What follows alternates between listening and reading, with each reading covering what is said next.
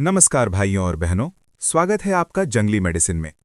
आज की ये जानकारी बहुत ध्यान से सुनिए, क्योंकि आज हम जिस वनस्पति की बात करने जा रहे हैं वो आयुर्वेद में बहुत प्रभावशाली मानी जाती है, लेकिन सही पहचान ना होने के कारण लोग या तो इसका गलत उपयोग कर बैठते हैं या फिर इससे डरकर इसे नज़रअंदाज कर देते हैं।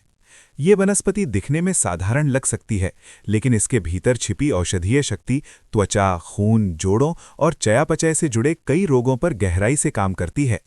आज हम बात कर रहे हैं सप्तरंगी वनस्पति की। सप्तरंगी को आयुर्वेद में एक महत्वपूर्ण रक्त शोधक और वात कफ नाशक औषधि के रूप में जाना जाता है। अलग अलग क्षेत्रों में इसे अलग नामों से पुकारा जाता है, लेकिन आयुर्वेदिक साहित्य में इसे प्रायः सप्तरंगी या सप्तवर्णी कहा गया है। आधुनिक वनस्पति विज्ञान में इसके लिए सामान्यतः सेलेसिया चाइनेंसिस नाम का उल्लेख मिलता है। लेकिन यहाँ एक बात बहुत जरूरी है कि सप्तरंगी नाम से अलग अलग इलाकों में अलग पौधों को भी बुलाया जाता है, इसलिए सही पहचान के बिना इसका प्रयोग करना उचित नहीं माना जाता। सप्तरंगी सामान्यतः झाड़ी या लता के रूप में पाई जाती है। इसके तने कठोर होते हैं और छाल औषधीय दृष्टि से अधिक उपयोगी मानी जाती है। इसके पत्ते साधारण हरे रंग के होते हैं और फूल छोटे आकार के होते हैं। आयुर्वेद में इसके पंचांग का प्रयोग नहीं किया जाता, बल्कि मुख्य रूप से इसकी छाल और तने का उपयोग बताया गया है। आयुर्वेदिक दृष्टि से यदि इसके गुणों की बात करें तो सप्तरंगी का रस तिक्त और कषाय बताया गया है। इसका वीर्य उष्ण माना गया है और विपाक कटु होता है। गुणों में ये लघु और रूक्ष है। दोषों पर इसके प्रभाव की बात करें तो ये मुख्य रूप से वात और कफ दोष को शांत करती है, जबकि पित्त पर इसका प्रभाव मात्रा और व्यक्ति की प्रकृति पर निर्भर करता है।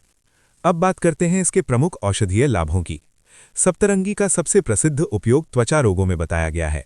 आयुर्वेद के अनुसार जब रक्त दूषित होता है तब त्वचा पर दाद, खुजली, एक्जिमा, फंगल संक्रमण और फोड़े फुंसी जैसी समस्याएं उत्पन्न होती हैं। सप्तरंगी को रक्त शोधक माना गया है, यानी ये रक्त की अशुद्धि को कम करने में सहायक होती है।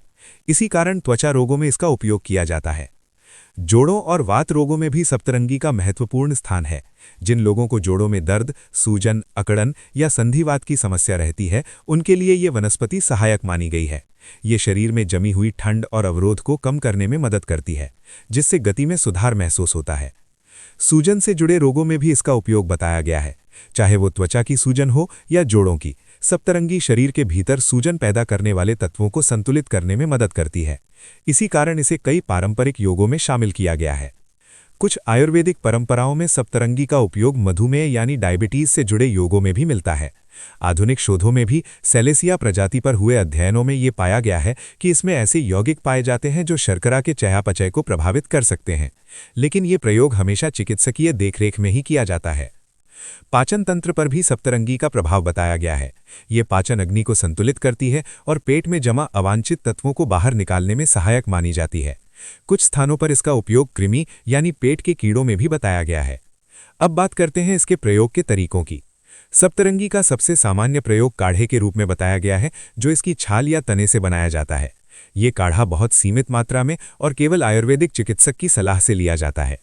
दूसरा प्रयोग इसका चूर्ण है, जिसे सूखी छाल से तैयार किया जाता है। इसकी मात्रा बहुत कम रखी जाती है, क्योंकि अधिक मात्रा नुकसानदायक हो सकती है। तीसरा प्रयोग इसका बाहरी उपयोग है। त्वचा रोग और जोड़ों के दर्द में इससे बने लेप या तेल का उपयोग किया जाता है। यहाँ सावधानी बहुत जरूरी है। सप्तरंगी एक शक्तिशाली औषधीय वनस्पति है। गलत पहचान, गलत मात्रा या बिना सलाह प्रयोग करने से नुकसान हो सकता है। गर्भवती महिलाएं, स्तनपान कराने वाली महिलाएं और गंभीर रोगों से पीड़ित लोग इसका प्रयोग बिना परामर्श ना करें। अब आपसे एक सवाल, आप इस वनस्पति को क्या नाम से जानते हैं और आपके यहाँ इसका किस रूप में प्रयोग किया जाता है?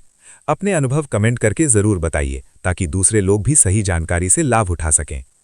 कोई जड़ी बूटी, दवा या पौधा नहीं मिल रहा है तो उसे आप ऑनलाइन खरीद सकते हैं। वीडियो का डिस्क्रिप्शन चेक करें। वीडियो को लाइक करें, शेयर करें और अगर आपने अभी तक जंगली मेडिसिन चैनल को सब्सक्राइब नहीं किया है तो जरूर कर लें। उम्मीद करता हूं आज की जानकारी आपके लिए लाभकारी रही होगी।